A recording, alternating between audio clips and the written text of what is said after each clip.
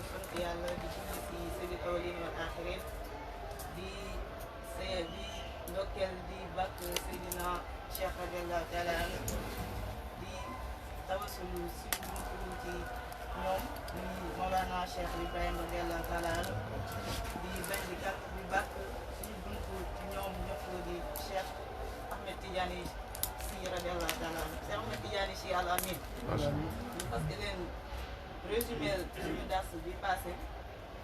ñu ngi composé woon ci 5 questions ñu ngi commencé woon ci 63e question bi juróom-benn fukkeeli question bi ak juróom-ñett boobu mu doon laaj lan mooy àttey ki nga xam ne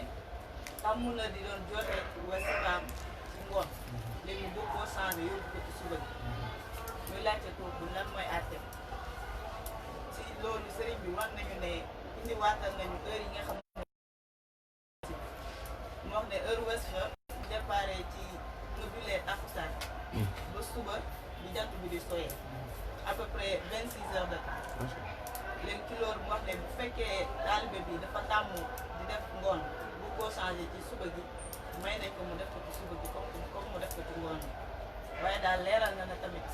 ne wasifa moom benn yoon la ci bés bi mooy sàrt bi am na nag ñu koy def ñaari yoon waaye duñ leen jam suñu dut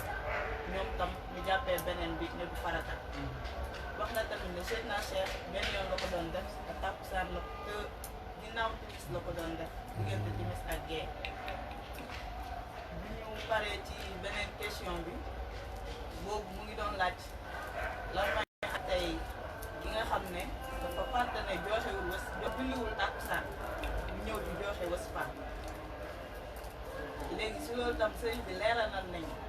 wax na ne daal mënoo fonk sa tarixa tànk fonkoo islam ak sharia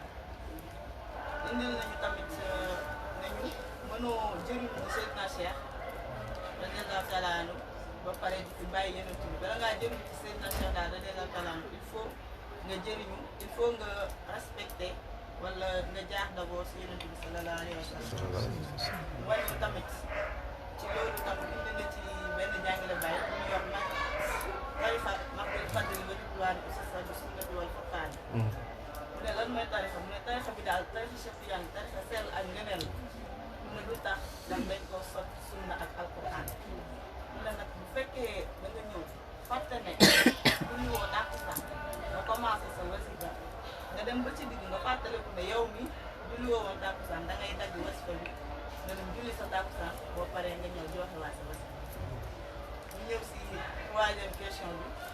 nekk juróom-benn fukkeeli question bi ak juróom boobu muy laaj ki nga xam ne moo ngi wasifa si mbooloo ba pare di ëbbali wala mu tisoli ci biir wasifa bi wax si loolu bu nekkee mu ngi ëbbali wala di tisoli dina am ay per yu ko raw surtout bu nekkee ci astafurlah ma la bi wala si laa ilaaha illallaah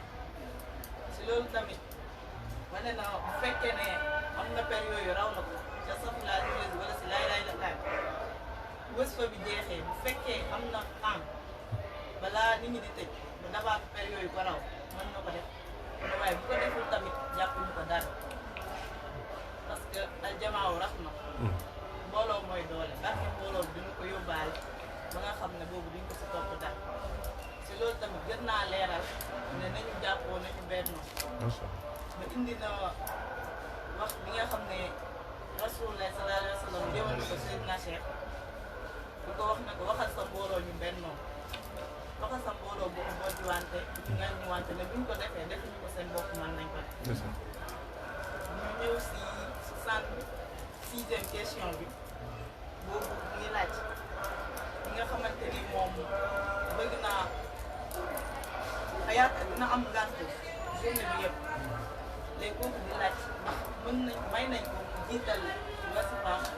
comme ni ñu ko mayee mu jiital laazimam subaam ak ngoon mais si loolu tamit sëriñ bi leeralal nañu waat nu ñuy jëlee laazim suba ak ngoon leeralal na si tamit muxtaari laazim suba gi ak ngoon bi ak daruri yi lépp moom ñu ne ni ñuy jiitalee laazimu ngoon ne boobu dafa am ñetti charte pour nga jiital sa laazimu ngoon il faut tam première charte bi mu leer la ne yow suba journée bi yëpp da nga war a am ngànt deuxième charte bi il faut tam bala ngaa jiital sa laazim ngoon bi nga jiital awalan sa laazim suba ba pare troisième charte bi mu ne mënoo jiital sa laazimu lii bi laazim bi yaa ngi ko mën a jiital si diggante bi nga jullee gee ba pare 1 heure de temps 1 heure 30 minutes après gee ñu tolloog diire bi nga mën a jàng 5 jours heure boobu nga mën a jiitalee sa laazim boobu ngay déggee asalaat xayr mina nawm waaye boo xasee ba dégg asalaat xayr mina nawm mënatoo ko jiital si laazimu suba gi nag mu ne boobu amul sart pour nga jiital ko daal il faut nga def ko 1 heure de temps 1 heure 30 minutes après gee boobu ngay déggee asalaat xayr mina nawm ci daru yi tamit leeralal nañu daru lii nii heure jiital heure laazim suba ak ngoon nañu laazimu suba gi moxtaaram mu ngi tàmbalee bi nga jullee fajar ba yor moxtaar daruri mu ngi tàmbalee yor bi ba takkusaan bi jotee bi nga jullee waatee takkusaan léegi laazimu ngoon gi mu nañu moxtaaram mu ngi tàmbalee bi nga jullee takkusaan ba ci après guerre ba fajar léegi daruri mu ngi commencé non loolu moxtaar mu ngi commencé bi nga jullee takkusaan ba après gée daruri mu ngi commencé après gée ba ngay déggati asalaat xayru mina nawm léegi si loolu tam ñu ñëwaat ci question bi ndax waa ji may nañ ko mu jiital wasifaam bi comme nuñ ko mayee mu jiital laazimam si loolu joxe woon exemple sax si Seydi Alassane moom mi nga xam ne bu nekkoon ci yoon waroon dem ndax may nañ ko mu jiital ko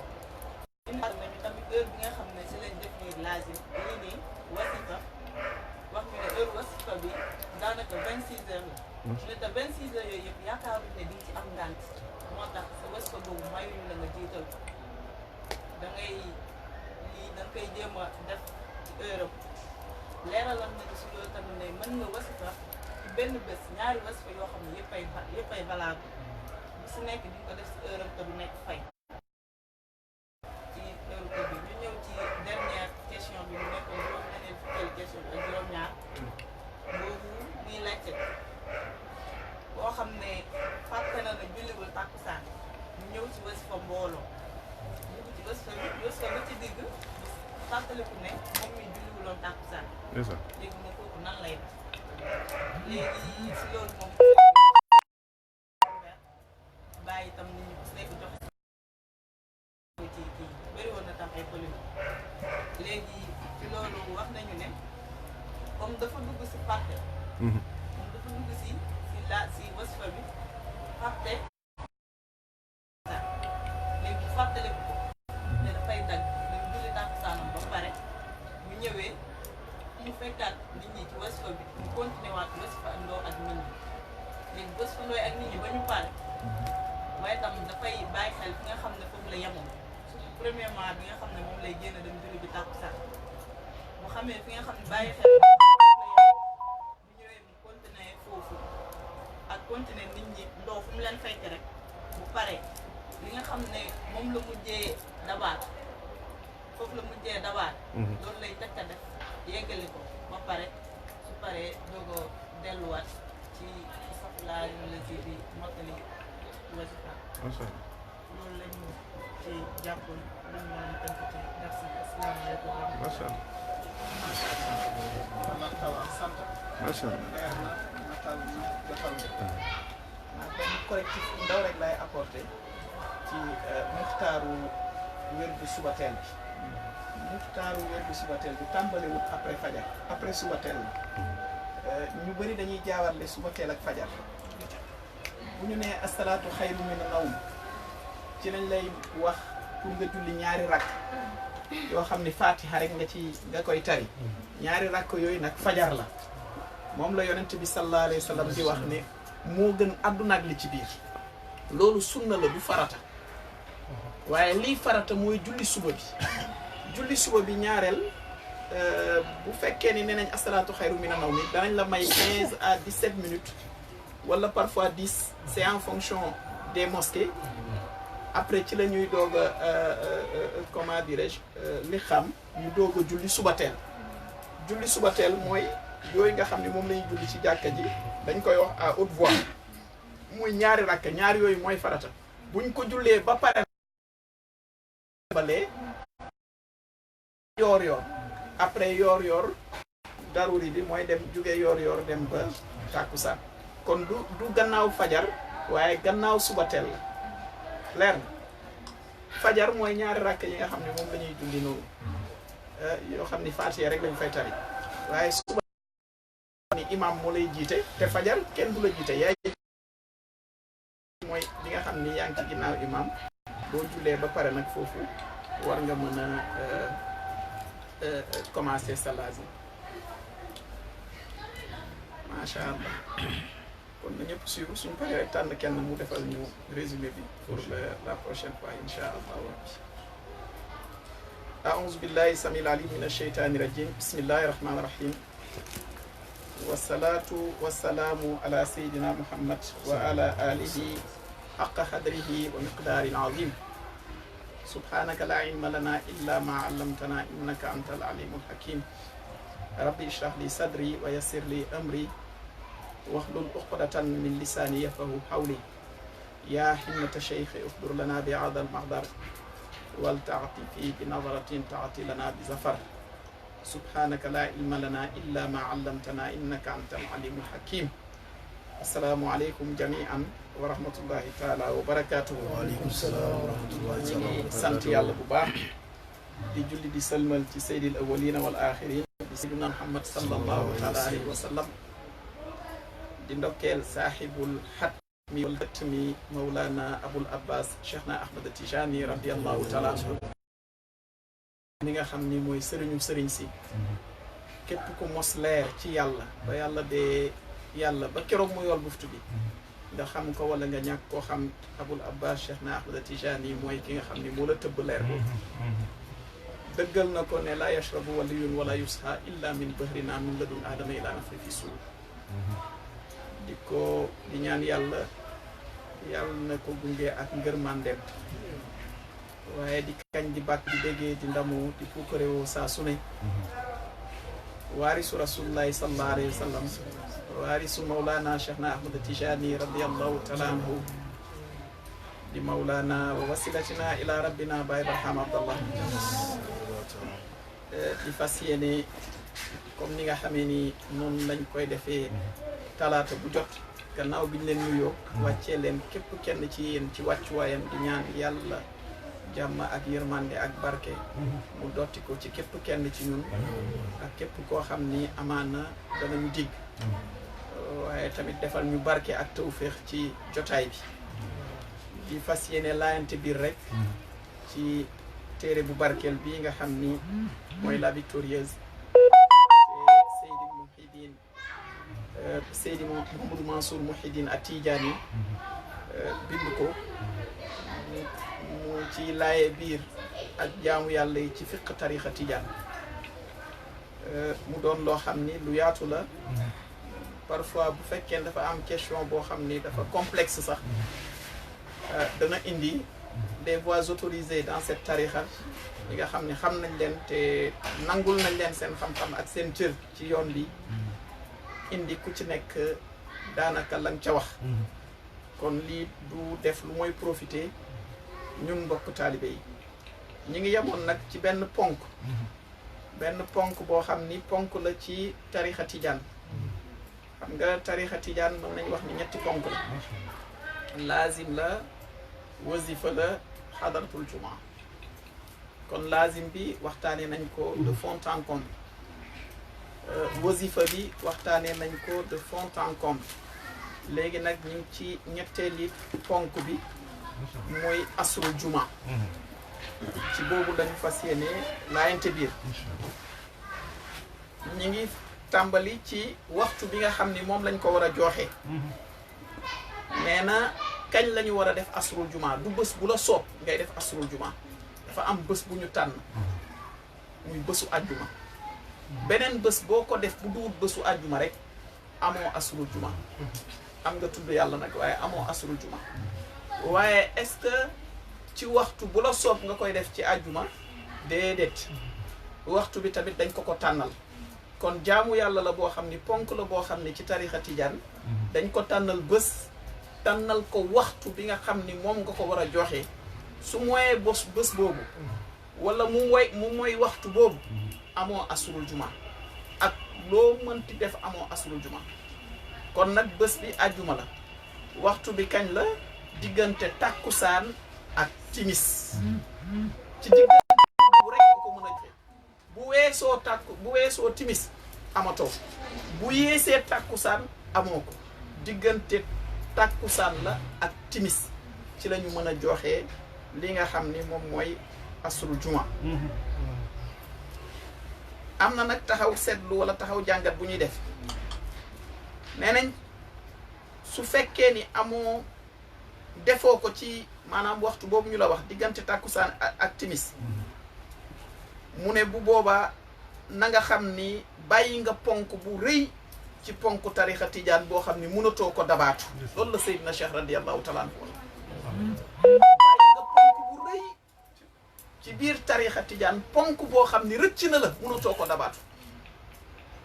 xam nga tey jii bu fekkee ni sa laazim daf la rëcc mën nga ko dabaatu su la muxtaar bi rëccee mën nga ko dabaatu ci daruri bi bu la muxtaar bi rëccee daruri bi rëcc la mën nga ko fay kazalika ci wasifa bu la rëccee ci bés ba nga ko war a def rek mën nga ko fay donte nag fay boobu ngay def wala boog ci daruri boobu nga koy dugal payoor ga dana néew waaye tamit payoor comment dirais-je tudd yàlla moom loo ca am rek sante ko yàlla loo ca am sante ko yàlla waaye bu fekkee ni waaleykum salaam wa rahmatullah soxna donc mu ne bu fekkee ni lii nga xam ne mooy asrul jumaa nag bu la rawee ci waxtu boobu rek yow perte nga ko xoolal barke boobu nga xam ne am na ko parce que mbooloo boobu yeneen mbir la beneen bi mooy waxtu bi nga xam ni moom lañ ko dàkk waxtu bu barkeel la amut waxtu bu ko gën a barkeel beneen bi mooy mbooloo bi ak bés bi nga xam ni moom lañ ko jàpp ci sangu bés yi sangi waxtu yi sangi nit ñi parce que Seydina Cheikh radiyallahu taala anhu moo wax wàllu yàlla yi wàllu yàlla yu mag yi seen ndëggu fa mu jeexee fa mu yam foofu la suma ndëggu taalibe tàmbalee bu gën a ndaw kon tànneef ci biir tànneef yi ñoo fay daje ci waxtu bu ñu tànn ci bés bu ñu tànn kon moo tax Seydina Cheikh ne ëy bu la rëccee boo sàgganee ba mu rëcc la perte nga lu rëy loo xam ne mënatoo ko dabaatu ci sa àdduna kon loolu nañ ko bàyyi xel ni lazim bi valable ni wasifa bi valable noonu la asrul juma bi doonee waajib doonee obligation ci taalibe bi moo tax damay fàttali ñi nga xam ni par ajjuma dañuy toog ba waxtu bu leen neex dem ne ci la ñuy joxe seen xadara yow déggoo charte bi Cheikh Tidiane wax na la fu mu la canaliser kon yaa topp sa bànneexu ba kenn wala boog yaa am loo xam ne ci loolu nga nekk waaye ak ci lépp loo mënti nekk na la leer ni loolu mu la tracé foofu la ngëneel nekk gisoo gaañi bu ñuy tooñ mbokku taalibe Tidiane yi suñu mbokk yi mu ne kii ni mu dalee xel mel ni Tidiane bu dee ajjuma ci tàkkusaan kon ça veut dire que waxtu boobu dafa doon waxtu boo xam ne dafa particulier ci taalibe Cheikh mu ne li nga xam ni mooy ponk asrul juma bi moom la ñu bëgg a détailler mu ne toog la wax kalimatu tawhid bi di laa ilaha illallah nga ne li sax ëpp na ñett mën nañ ko dugal ci ñeent ngën gi mbooloo ngën gi bés ngën gi waxtu waaye ngën gi kàddu yonent bi nee na afdalu ma qultuhu ana wa nabiyuna min qabli laa ilaha illallah man ak yonent yi nga xam ne ñoo ma précédé waxuñu indiwuñu lu gën a màgg kalimatu tawhid bi di laa ilaha illallah kon ngëneel la ci kaw ngëneel ci kaw ngëneel ci kaw ngëneel benn yoon lay am ci semaine bi fexeel ba bum la rëcc kon lu waay di def bu tàkkusaan jotee ba mu julli ba pare na xalaat asrul jumaa am dem joxe ji ko mu ne bokk na ci ponk yi mooy kalimatu tawhid bi di laa ilaha illallah la ñuy toog di ko sabbal ca kaw te nee na bu ñu demee ba noppi nee na tamit waajib la nga tëjee ko muhammadun rasulullahi alayhi salaamullah laa ilaha illallah moom saa yoo ko sikkare rek tëjee ko muhammadun rasulullahi alayhi salaamullah kon lii lañ la dénk pour nga tëjee ko mu ne nag asrul jumaa bi di xadratul jumaa bi mu ne mënees na koo joxe gannaaw julli tàkkusaan ba keroog jant bi di so sans pour autant nga amal ko lim ci limu xayla la maanaam nga topp ko da ngay julli tàkkusaan def sa lazim ba pare rek awa yow commencé nga yow ak mbooloo bi di joxe xayla la bi di ko tudd ba keroog jant bi di so ci loo xam ne amut lim wala boog su la neexee nga xaar ba mu des waxtu ak genn wàll balaa timis di jot ngeen doog a toog joxe ko bu boobaa nag su demee dina la yàlla dina mën na la dimbale mu dem ba jot junniy xayla la wala sax mu dépassé ko tuuti wala mu dépassé ko léegi nag ñun nañu waxante suñu biir damay jël exemple bii passé rek ajjuma bii passé 19h ñaata la ñuy julli timis ah 19h17 bii passé defe naa su ma juumul 19h30 la ñu doog a commencé wala boog xaw ma 19h20 18h20 xaw ma 18h30 te yow sa xayla la dañ la ne nga def ko minimum 1h30 minutes waa léegi lu muy niru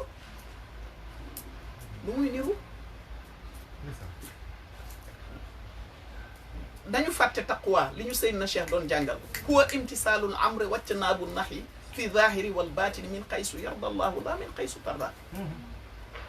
topp ndénkaane yi bàyyi tere yi def ko comme ni mu neexee yàlla mais pas comme yow ni mu la neexee kon dafa mel ni kon bii passé nit wala yi passé yëpp comme nit ñu neexee lañ ko defee nañuy teel a ñëw ñoo ko signé c'est un pacte ñoo jaayante ak yonent bi sallallahu alayhi wa sallam ñoo jaayante ak borom bi subhaanahu wa taala biñ koy jël muxaddam bi moo la nuyu nga yaakaar ni loxo muxaddam bi nga téyewoo loxo muxaddam bi borom bi nga jaayanteel inna alladina yubaayi'unaka innama yubaayi'una allaha yadullaha fawqa aydihim loxo yàlla mi ngi tegu seen loxo kon buñ ko def ak sunu bakken nañu ñëw parce que semaine bi ajjuma bi mooy jeexital bi liñ ci rëccalee bëri na te Cheikhu Tidiane c'est le sauveur ñëw pour lu mooy pour rammu jaam yi ñi naroon lab yëpp mu dimbale leen sauver leen léegi nag lim lay sauver mooy nee na sa bouée de sauvetage jëlal nga takk yow nga nekk fa di tendeefal wala di am neneen noo doxalee boo sàgganee ba far affaire bi yóbbu la yaa tooñ sa bopp jox nañ la ko à temps yaa ko takkut à temps kon nañuy teel a ñëw di bàkk yàlla ci kalimatu tawhid bi di laa ilaha illallah yonente bi ne indiwul lu gën a màgg loolu ñu def ko pour sunu rëcc yi nga xam ne def nañ ko ci semaine bi ñu yàlla fóot ñu ci loolu sax ah yàlla fóot ñu ci loolu kon nag maa ngi koy dénk suma bopp di leen ko dénk timis bi dafa gaaw ku jullee ci tàkkusaan rek bàyyi li ngay def gannaaw boo laazimi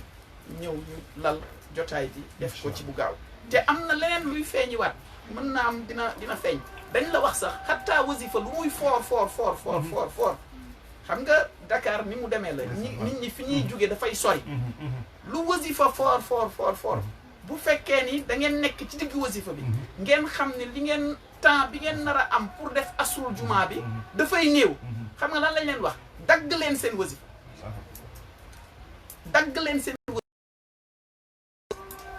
ngeen joxe xayla bi ba ngeen julli timis ba pare boo leen jullee timis ba pare nag ngeen continuer mais boo leen di continuer nag ku nekk mooy jiite boppam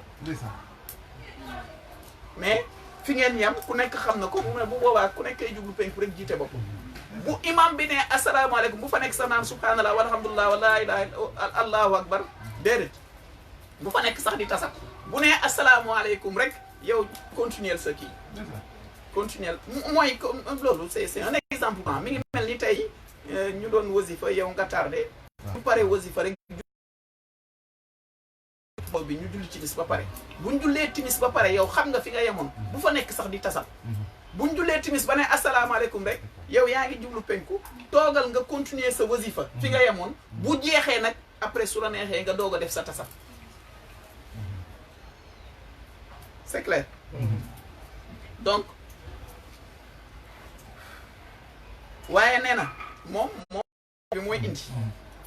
mu ne nag waaye mën nañ taxaw jàngat ci ñenn ci punkalu tarixa bi ku ci mel ni xutbul fuutiyu Cheikh Umar Fuutiyu Taal radiyallahu taala anhu borom rima ak kii nga xam ni mooy Aj Alassane al Baqili kooku bind na ci téeréem boobu ñu naan al iraa nee na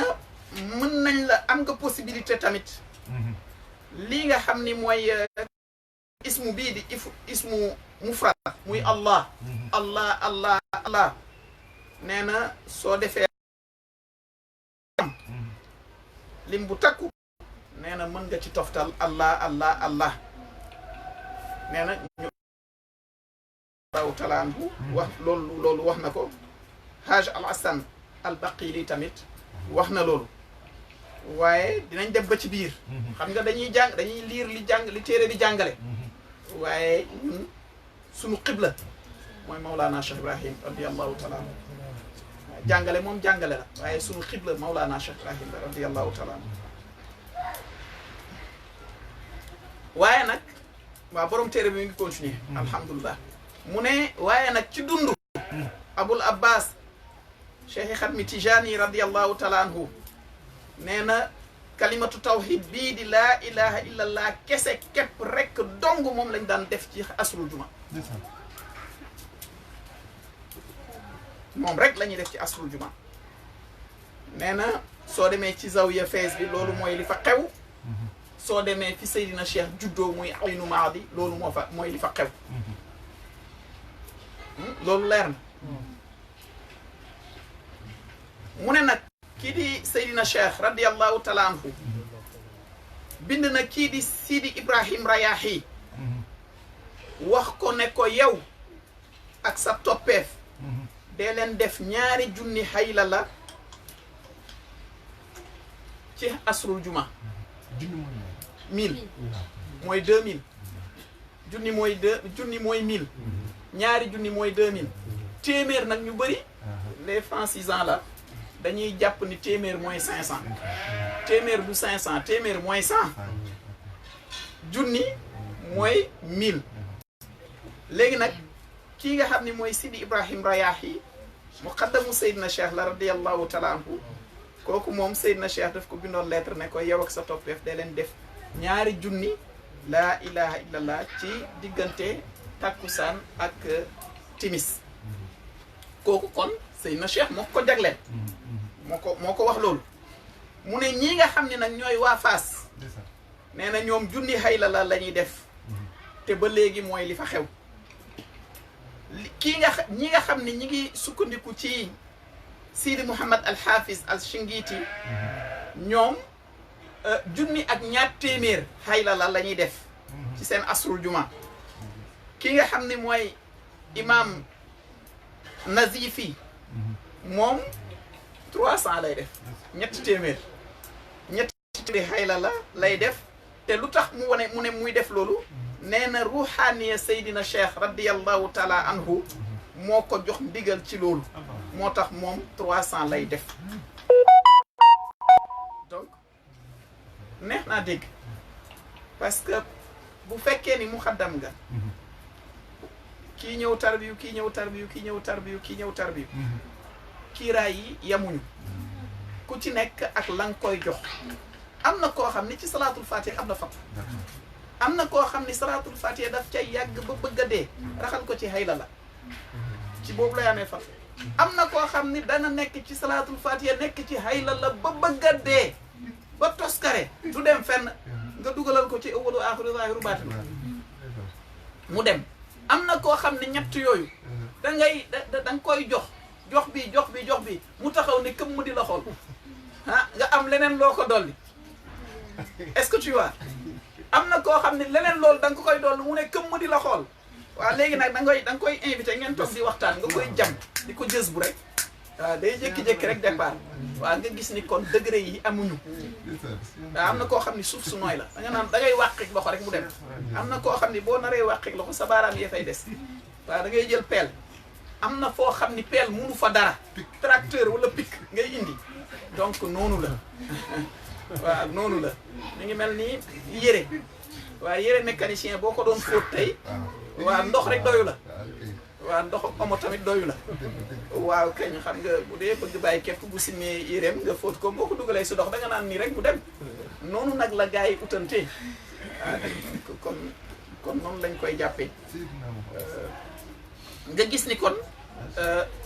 branche yi sewle yi jëlee ci Seydina Cheikh ku ci nekk ute na nga xam ni noonu nga doon joxe sa asrul juma waaye moom li mu indi nee na soo demee Fès waaye boo demee tamit fii di Aynu Maadi ñoom junni xëy la ñuy def donc kii tamit ki nga xam ni mooy Sidi Mouhamed al Mishri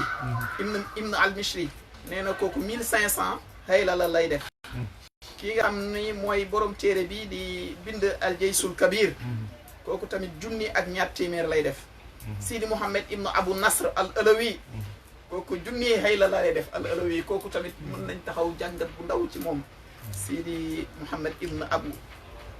Nasri al Alawi kooku muxaddamu Seydina Cheikh la woon radiyallahu taala anhu kooku bokk na ci ñi nga xam ni yonent bi wax na Seydina Cheikh radiyallahu taala anhu yonent bi sallallahu alayhi wa sallam wax na Seydina Cheikh radiyallahu taala anhu fukk ñi nga xam ni danañ am fatul akbar bokk na ci te moom bi muy ñëw ci Seydina Cheikh yàlla indiwu ko woon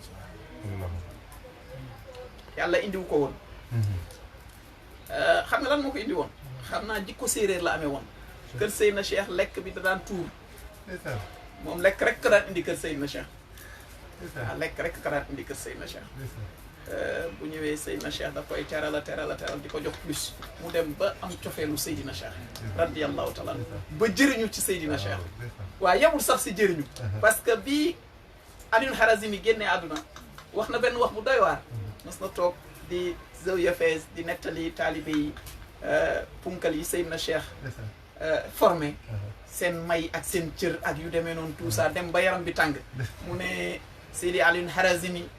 jóge na ci sajaada xilaafatu Seydina Cheikh bu yàgg bàyyi na fi man may bonde kooku mooy toog naa ci xilaafa Seydina Cheikh radiyallahu taala mbooleem toppeefu Seydina Cheikh moom rek lañ ci suul Fès waaw mbooleem toppeefu Seydina Cheikh xam nga Seydina Cheikh bu paree ci yow sori ko waaw sori ko maqaama bee tax waaw maqaama bee tax foo dem ci kër sëriñ si da nga gis ñu suul seen doom seen sët seen nangam seen kii demal Fès Seydina Cheikh kenn jegewu ko waaw képp ku ñu suul ci territoire am boobu safara mooy sa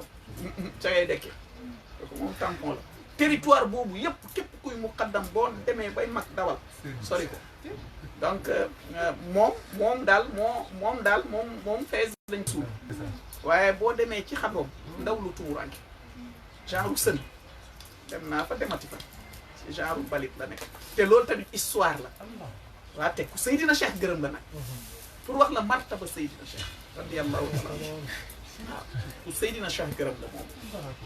Seyd dafa amoon cofeelu Seydina Cheikh bu jéggi dayo waaw munutoon muñ Seydina Cheikh du too giiru dundam Seydina Cheikh rek la toogal radiyallahu taala ku doyoon waar la moom tamit waaw ku doyoon waar la yàlla mayoon na ko basira bu doy waar mayoon ko këchu bu doy waar nit bu ñëwee lépp loo bëgg a laaj wala lépp lu nekk ci yow daf la koy wax am ngeen noonu la ko yàlla mayee woon kii nga xam ni tamit mooy borom xam-xam boobu nga xam ni ci fuqaa yu kawe yi la bokk muy Kansuusi Kansuus tamit punkal la ci tarixa bi radiyallahu taala anhu moom wax na mu ne képp koo xam ni tari nga lu yées junniy hayla la mu ne mi ngi mel ni maanaam képp koo xam ne tari na lu yees junniy laa ilaha illallah pour defee ko sa asrul juma maanaam sa xadaratul juma nee na mi ngi mel nii kuy julli tàkkusaan au lieu nga julli ñeent nga julli ñett moo tax gars yi nañu teel a ñëw di def affaire yi am na ci solo keroog rek maa ngi def remarque bi mu ne mi ngi mel nii nga waroon julli tàkkusaan bi daana tisbaar quoi tisbaar la wax au lieu nga julli ñeenti rakk nga julli ñetti rakk mu ne li nga xam ni moom la ñu war a ubbee asrul jumaa bi keroog bëgg bàyyi mi ngi ko doon posé parce que dafa gis leneen lu uteeg la nga xam ni moom la ñuy def mu ne ni ñuy tijjee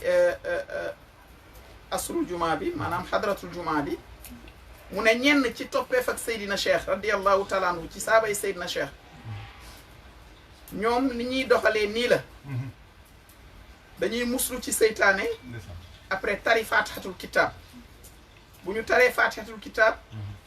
après dañuy def li nga xam ni mooy astaghfirullah al azim alladi la ilaha illa huwa al hayyul qayyum am na ñoo xam benn la ñuy def waaye am na ñoo xam ne ñett la ñuy def am na ñoo xam ne benn astaghfirullah al azim alladi la ilaha illa huwa al hayyul qayyum la ñuy def maanaam gannaaw bi ñu ne a'udhu billahi minash shaytanir rajim tari fatihatul kitab ba mu jeex après dañuy def astaghfirullah al-azim alladi la ilaha illa huwa al-hayyul qayyum benn am na ñoo xam ne nag dañuy def a'udhu billahi minash shaytan fatihatul kitab waaye nag yéene moo lal de yéene moo jiitu yéene a'udhu billahi minash shaytan rajim tari fatihatul kitab après def astaghfirullah al-azim alladi la ilaha illa huwa al-hayyul qayyum ñett gannaaw loolu ñu def salaatul fatihi li maa uxliqa ñett am na ñoo xam ne nag salaatul fatihi li maa uxliqa benn la ñuy def waaye ci toppeefu Seydina Cheikh dañoo ute ñii benn la ñuy def ñii ñett la ñuy def waaye li am solo mooy ku def benn valable na ku def ñett valable na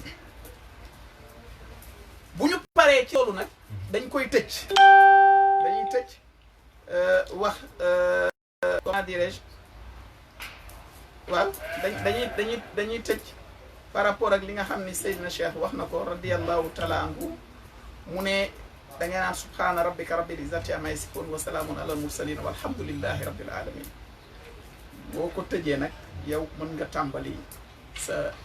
asrul juma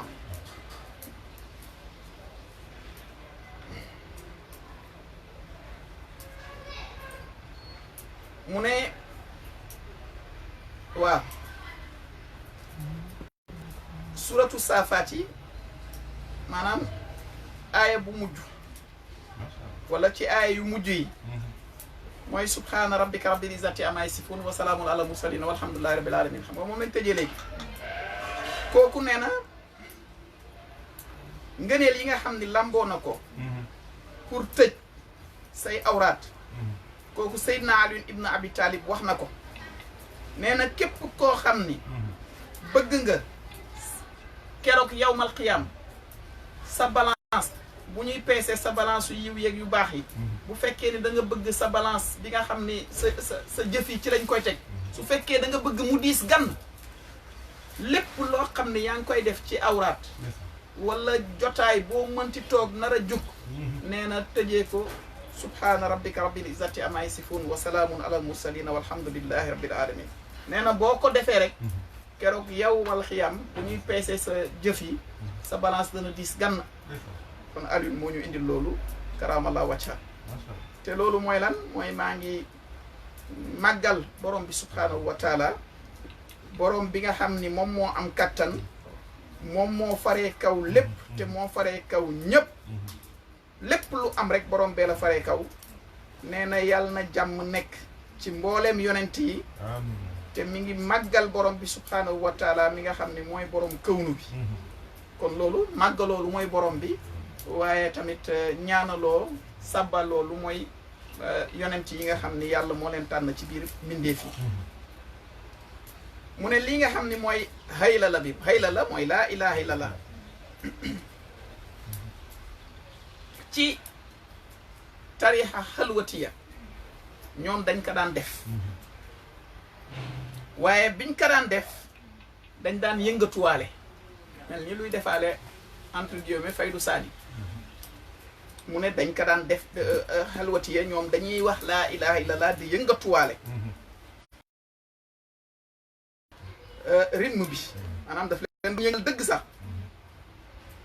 waaye ci dundu Mawlana Cheikh Xadmi Tijaani radiyallahu taala anhu ñi nga xam ne ñoom ñooy àndandoom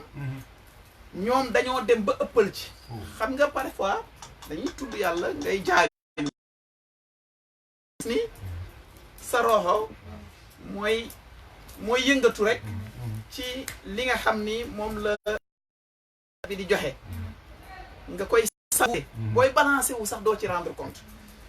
waaye nee nañ bi Seydina Cheikh radiyallahu taala anhu làqoo ci ginnaawam nee na taalibe yi commencé ci ëppal nag loolu dem ba mujj gi yëngu ñu yëngu carrément soo xoolee maa ngi déglu benn audio boo xam ni imam Assane Cissé radiyallahu taala anhu mi ngi ko ciy wax ci waxtaanee tarixa bi ba wax ni ki nga xam ni mooy Maam Alaaji Abdoulaye Niass radiyallahu taala anhu baayu Mawlana Cheikh al-Islam Haj Ibrahima Niass bi muy dem Fès tombé na ci jamono jooju nee na gars yi bu ñuy xadaratul jumaa dañuy yëngatu même comme moom dafa daan ne teg nee na am na koo xam ne ñëw na sax ba ñu kii waaye góor gi yow yëngatul imam mi ngi koy wax kon nga gis ni kon lii lu wéroon la mais mujj gi nag ñi nga xam ni mooy Sidi Mouhamed al Kabir moo doonoon xalif Seydina Cheikh radiyallahu taala anhu nekkoon fële ci Aynu Maadi moom dafa bind waa Fès lettre waaw jox leen digal ne loolu moom ci waa xalwatiya ñoo ko moom te ñu ngi ci tarixa tijaan loolu na dakk waaw moo tax nag soo gisee loolu léegi amatul gisatoo ko foofu dem nañ fa demati fa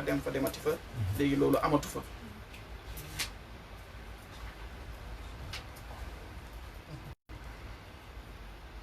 mu ne li nga xam ne tamit moo jëm ci tàllal manaan bu weex bi maanaam drap bu weex bi nga xam ne moom la ñuy tàllal bu ñuy wasifa nee na bu ñuy def xayla la maanaam bu ñuy def asrul juma maanaam xadratul juma nee na loolu ci jamonoy Seydina Cheikh radiyallahu taala anhu daawuñu ko tàllal ci wasifa rek lañ ko daan tàllal mais daawuñu ko woon tàllal comme ni nga xamee ni Cheikh Idris al Iraqi muqaddam bu barkeel la boo xam ni macha allah indi na ay leeral yu bëri ci tarixa tijaan nee na wax na ko moom moo indi loolu nee na ci jamono Seydina Cheikh radiyallahu taala anhu loolu amutoon te nee na waaye gis na ni fii ci Aynu Maadi bu ñuy def asrul juma waa ñoom dañ koy tàllal bu ñuy tàmbali lañ koy tàllal ba ni mu jeexee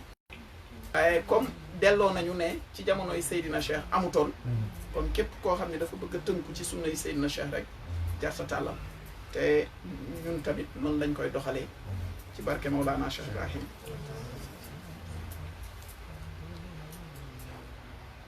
mu bu fekkee ni taalibe bi dafa tardé fekk nit ñi commencé nañ seen asrul juma commencé nañ ko ci mbooloo bu fekkee ni dafa tardé buy ñëw waaw nee na balaa muy joxe balaa muy dabaatu na am éene bi na wax astaghfirullah la ilaha illa huwa al hayyul qayyum def fatiha dafay def fatiha après def astaghfirullah alazim alladi la ilaha illa huwa al hayyul qayyum benn wala ñetti yoon waaye ku tardé moom mën nga def benn rek après salatul fatihi nga def benn après nag nga def inna allaha wa malaikatu yusalluna ala nabiyyi ya ayyuhalladhina amanu sallu alayhi soo paree après léegi nga doog a continuer ànd ndoog mbooloo bi nee na loolu mooy li nga xam ni mooy moom la ñuy joxe fële ca Fès noonu la ñuy doxale waaye buntu boobu loolu mu wax foofu tamit am na ñeneen ñu wax leneen loolu dama koy indi rek waaye téere bi moom lii la wax dégg ñoom ñëpp ñoo ko déggandoo waaye neneen bu fekkee ni da nga ñëw fekk ñi ngi def xayla la nga tardé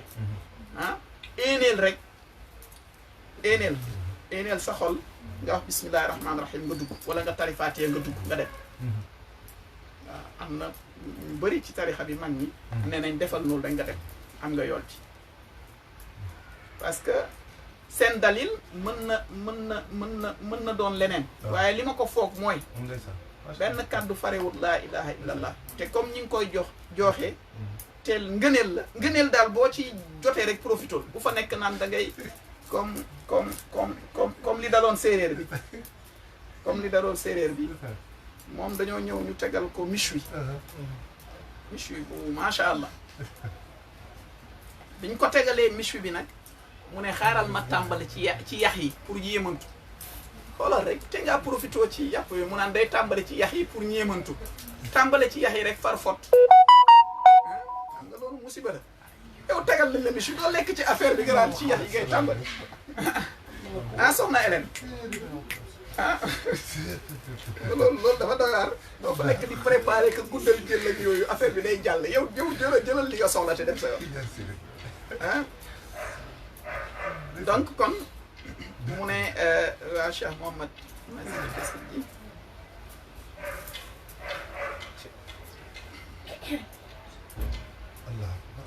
mu ne bépp ngëneel daal mi ngi ci topp ña nga xam ne ñoo ko sos la ñu tëraloon waaye bépp loraange mi ngi ci sos dara ci mbir mi loolu la Cheikh Mouhamad Nazif yi wax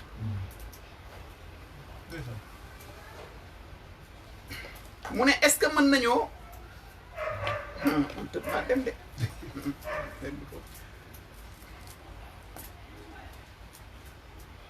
bon fii dafa naan ñaan bi nga xam ne moom la ñu war a jiital balaa ñuy def xayla la bi waaye loolu yëpp ay ñaan la mais daal formule bi mooy da ngay def éene nga tari fatihatul kitab astaghfirullah alazim alladi la ilaha illa huwa alhayyul qayyum benn yoon wala ñetti yoon salaatul fatihi benn yoon wala ñetti yoon subhaana rabbika rabbil izzati amma yasifun wa salaamun ala mursalin walhamdulillahi rabbil alamin après nga doog a dugg ci tudd yàlla bi waaw nga ñoom nee nañ 1000 waaye daal diggante boobu loo ci am baax na bu mu ees 1000 bu mu yees 1000 kon dégg ngeen Cheikh Mouhamad Nazif yi lu mu wax maanaam moom la Cheikh Mouhamad Nazif yi nee na bu boobaa dafay mel ni yaa ngi julli kan suusi bu boobaa dafay mel ni julli tisbaar nga war ko def ñeent def ko ñett mu ne léegi par rapport ak ki tardé bu boobaa rattrapage am naka lay tëddee yow tardé nga ñëw nga baax di nga dabaatoo mbooloo bi dem nañ lu yàgg tuuti après arrêté kon xam nga ni yow amoo sax 100 bay am 1000 amoo sax 1000 kooku tamit ñoom su fekkee ni dafa jeex dafa pare rek après timis jot amul dara luñ la teg yow ak ki njëkk a ñëw yéen a am yool parce que barke mbooloo bee tax mbooloo bi daf lay yóbbuwaale ki yow waaye bu fekkee dañoo pare xëy na ñi ngi def leneen yow jëlal sa kurus nga continuer sa xayla la moo gën a simple waaw boo ko defut tamit am nga yool boobu léegi dafa am quelques questions yoo xam ni dafa jëm ci xayla la xam nga question yi moo ñuy dëgëralal compréhension yi question juróom-benneeli fukk bi ak juróom-ñett bii tamit question bu tàng la te avis la boo xam ni c'est pas partagé par tout le monde waaye dinañ déglu Cheikh Mouhamad Nazif yi lan la ci wax mu ne lan mooy lu tax kii dafa laaj mu ne lu tax jigéen ñi duñu booloo pour def seen xadaratul juma ci vendredi gannaaw tàkkusaan question bi dafay ñëwaat ci wàllu charia rek am na ñoo xam ne dañoo dàq ne jigéen warta julli ji juma lu mooy demut ba atteindre ménopause waaye loolu de xewut Medina Mawlana Cheikh Ibrahim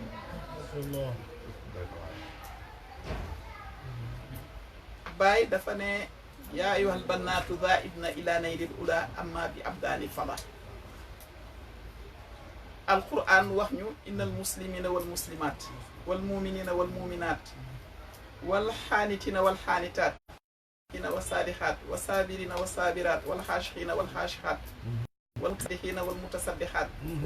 saa'ina wa saa'imaat wal xaafisiina furuujahum wal xaafisaat lan moo ci topp wal xaafisaat wa zaakiriina wa zaakiraat ahadallaahu lahum maxfiratan wa ajran azima ñoom ñëpp la yàlla gërëm kon bu nee tuddukatu yàlla bu góor wax na tuddukatu yàlla bu jigéen waaye nañ dem ci question moom biñ ko waxee loolu moom lan la tontu Cheikh Mouhamad Nazif yi laa leen di wax mu ne jigéen ñi amuñu pour daje pour def seen asrul juma amuñu sax pour daje pour joxe seen wasifa képp kenn ci ñoom li ko war mooy mu toog moom rek këram wàccee baatam joxe wasifaam wala asrul jumaam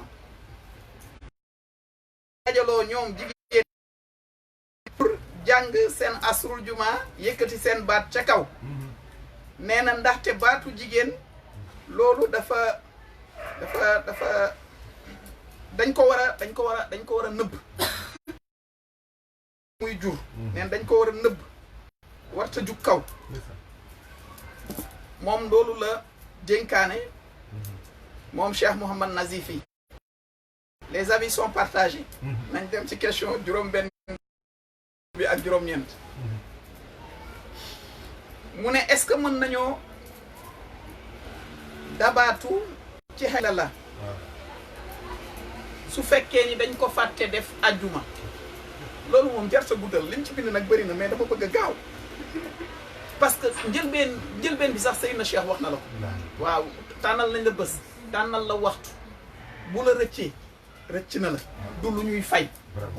asrul juma du lu ñuy fay laazim mën nga ko fay wasifa mën nga ko fay asrul juma mooy ñetteeli ponk bi ñaar yëpp mën nañ ko fay asrul juma mënee su ko fay bu la rëccee rëcc na la